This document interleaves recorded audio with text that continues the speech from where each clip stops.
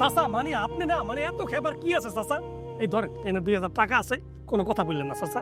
কি তুমি আমার ঘুষ দিতেছো? চাচা কম হয়ে গেলে একটু বেশি বাড়াই দি মানে। এই থাপ্পড় দিয়ে তোমার দাঁত করে ফালাই দেবো। চাচা আসসালামু আলাইকুম, ভালো আছেন?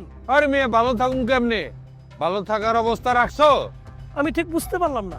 তোমার বড় বোনের সম্পত্তি তুমি নিজে একলা খাইতেছো। তোমার বোন বাচ্চা কোলে নিয়ে রিক্সা চালায় খায়। তোমার কি লজ্জা করে না? হ্যাঁ, একটু মায়া লাগে না? চাচা আমি বুঝলাম না, আমার বোন তার সংসার চালাইতে যাইয়া রিক্সা চালাইবো না প্লেন চালাইবো এটা তার ব্যাপার। আর এখানে লজ্জাবার কি আছে চাচা? বর্তমানে তো মেয়েরা প্লেন চালায়, উড়োজাহাজ চালায়, কত কিছু চালায়, তা আমার বোন সেখানে রিক্সা চালায়, মানে এতে লজ্জাবার কি আছে আমার কোন? মিয়া, তোমার তো লজ্জা হওয়া উচিত। তুমি এই কথা কেমনি কও? আর মেয়ে, তোমরা লেখাপড়া করো হলো একটা চাকরির জন্য, এই জন্য তাদের মনের মধ্যে কোনো বিবেক থাকে না। তোমার বড় বোন রিক্সা চালায় আর তুমি বাবু সেই যে ঘুরে বেড়াইতেছো। চাচা আমি বুঝছি আপনার কোনো কারণে মাথা গরম। শোনেন আমার বোনটা যে কোন পদের, মানে সেইগুলো দোকানপাটের মানুষজন আছে আপনার নিরিবিলি কমানে, এখন একটু চা খাইতে চাই চাচা, পরে কথা কমানে।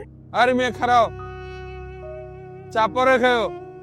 তোমার বোনের সম্পত্তির ভাগ কবে বুঝাই দেবে হেডে কও। চাচা মানে আপনি না মানে এত খেবার কি আছে চাচা? এই ধরেন এনে 2000 টাকা আছে, কোনো কথা বললেন না চাচা।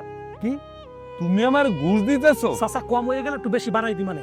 এই থাপ্পড় দিয়ে তোমার দাঁত করে ফালাই দেবো। চাচা কি হয়েছে চাচা? আরে দেখছো কারবার, সজল আমারে গুসা দে, টাকা দেয়, কয়েক টাকা আরো লাগলে দিব।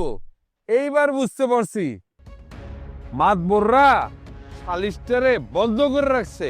এই টাকা দিয়া মাতবর্গ মুখ বন্ধ করে রাখছে। ও চাচা আপনি একদম ঠিক কইছেন। শোন, তরে ভালোই ভালোই করতেছি, তোর বোনের সম্পত্তি যদি তুই বুঝায় না দেস, তাইলে তোর বোনের পক্ষ হইয়া আমি কিন্তু তোর নামে মামলা করব। তারপর বুঝতে পারবি তোরে কিন্তু আমি 14 শিকের ভাত খাওয়াই ছাড়ুম। ঠিক আছে এই বেটা,